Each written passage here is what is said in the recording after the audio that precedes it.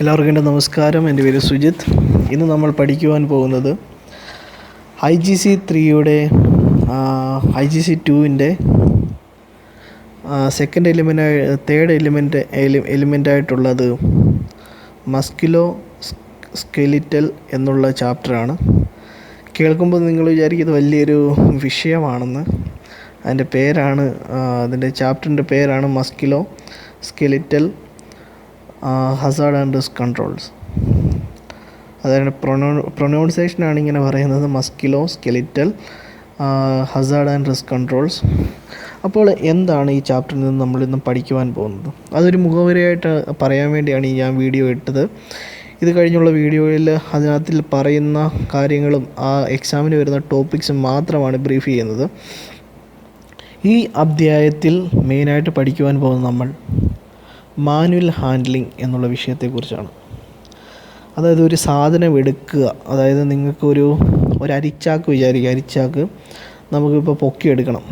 അത് എങ്ങനെയാണ് അരിച്ചാക്ക് പൊക്കേണ്ടത്, അതിനെക്കുറിച്ച്, അത് പൊക്കിക്കഴിഞ്ഞാൽ എവിടേക്കാണ് നമ്മുടെ ശരീരത്തിന് എഫക്റ്റ് വരുന്നത്. ഇപ്പോൾ ഒരു 50 കിലോ ആണെങ്കിൽ ഒരു അരിച്ചാക്ക് പൊക്കണമെന്ന് വിചാരിക്കുക. അത് പൊക്കുമ്പോൾ എന്തൊക്കെ കാര്യങ്ങൾ നമ്മൾ ശ്രദ്ധിക്കണം, എന്തൊക്കെ കാര്യങ്ങളാണ് നമ്മൾ ശ്രദ്ധിക്കാതിരിക്കുന്നത്, ആ ശ്രദ്ധിക്കാതിരിക്കുന്ന കാര്യങ്ങൾ കൊണ്ട് എന്തൊക്കെ അപകടങ്ങൾ നമ്മൾ വിളിച്ചു വരുത്തുന്നു, അതാണ് ഈ ചാപ്റ്ററിൽ നമ്മൾ പ്രധാനമായിട്ടും കാണുന്നത്. മിക്ക എക്സാമിനും നിബോഷ് ചോദിക്കുന്ന ഒരു ക്വസ്റ്റ്യൻസ് ഈ ചാപ്റ്ററിൽ നിന്ന് ഉറപ്പായിട്ടും വരും. അത് ആർക്ക് വേണമെങ്കിലും ഞാൻ എഴുതി കൊടുക്കാനും തയ്യാറാണ്. പിന്നെ നമ്മൾ പഠിക്കുന്നതെന്ന് വെച്ച് കഴിഞ്ഞാൽ, ഇപ്പോൾ ഒരു സാധനം എടുക്കുകയാണെങ്കിൽ അതിൻ്റെ ലോഡിനെക്കുറിച്ച് നമുക്കിപ്പോൾ ഒരു 50 കിലോയാണ്, ആ 50 കിലോയെക്കുറിച്ച് നമുക്ക് നോക്കണം.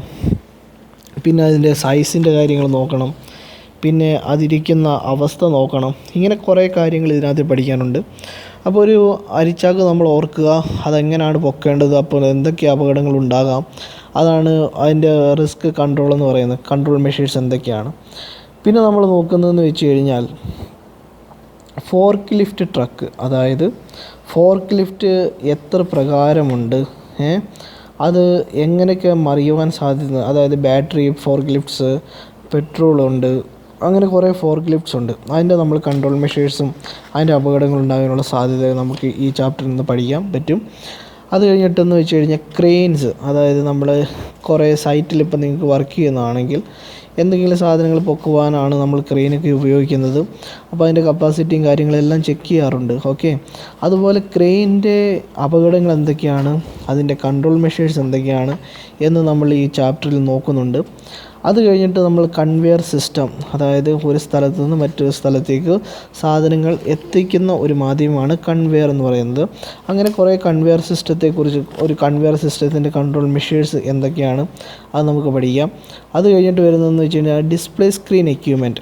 അതിന് ഉദാഹരണം പറഞ്ഞു കഴിഞ്ഞാൽ നമ്മുടെ ഡെസ്ക്ടോപ്പ്, അല്ലെങ്കിൽ നമ്മൾ ഡ്യൂട്ടി, ഇപ്പോൾ നിങ്ങളൊരു ഓഫീസിലാണെങ്കിൽ നിങ്ങൾക്കറിയാം, നിങ്ങൾക്ക് എല്ലാവർക്കും ഒരു കമ്പ്യൂട്ടർ തന്ന് കാണും ഓഫീസിൽ. ഓക്കെ, അപ്പോൾ ആ കമ്പ്യൂട്ടറിൻ്റെ മുമ്പിലിരുന്ന് വർക്ക് ചെയ്യുന്ന വ്യക്തിക്ക് എന്തൊക്കെ സൈഡ് എഫക്ട്സ് ഉണ്ടാകാം, എന്തൊക്കെയാണ് ഉണ്ടാകുവാനുള്ള സാധ്യത, അതിനെയൊക്കെ അവോയ്ഡ് ചെയ്യുക, അതിനെയൊക്കെ അഭിമുഖീകരിക്കുവാൻ എന്തൊക്കെ കൺട്രോൾ മെഷേഴ്സാണ് എടുക്കേണ്ടത്.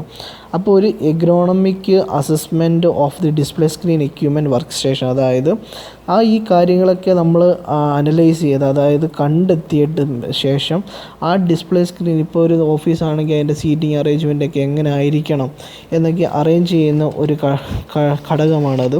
അടുത്തതായിട്ട് work related upper limb disorders, അത് ഒരു നല്ലൊരു ടോപ്പിക്കാണ്. എക്സാമിന് മിക്കപ്പോഴും നിബോഷ് ചോദിക്കുന്ന ഒരു എക്സാമാണ്, ഒരു ചോദ്യമാണ്.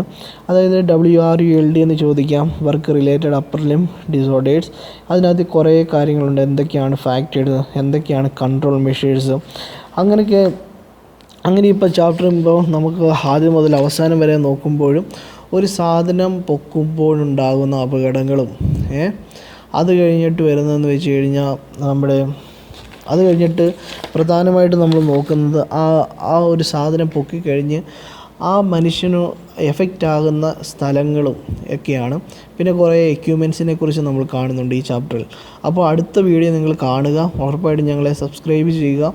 നല്ല സേഫ്റ്റി വീഡിയോസ് നിങ്ങളിലേക്ക് കൊണ്ടുവരിക, നിങ്ങളെ നല്ലതായ ഒരു സേഫ്റ്റി ഓഫീസർ ആക്കുക, അതാണ് ഞങ്ങളുടെ ലക്ഷ്യം. ഇതിനെ വിജയിപ്പിക്കാൻ വേണ്ടി നിങ്ങൾ ദയവായി സബ്സ്ക്രൈബ് ചെയ്യുക, അല്ലെങ്കിൽ ലൈക്ക് അടിക്കുക. ഇത്രയും നേരം വീഡിയോ കണ്ടതിൽ വളരെ നന്ദി. നമസ്കാരം.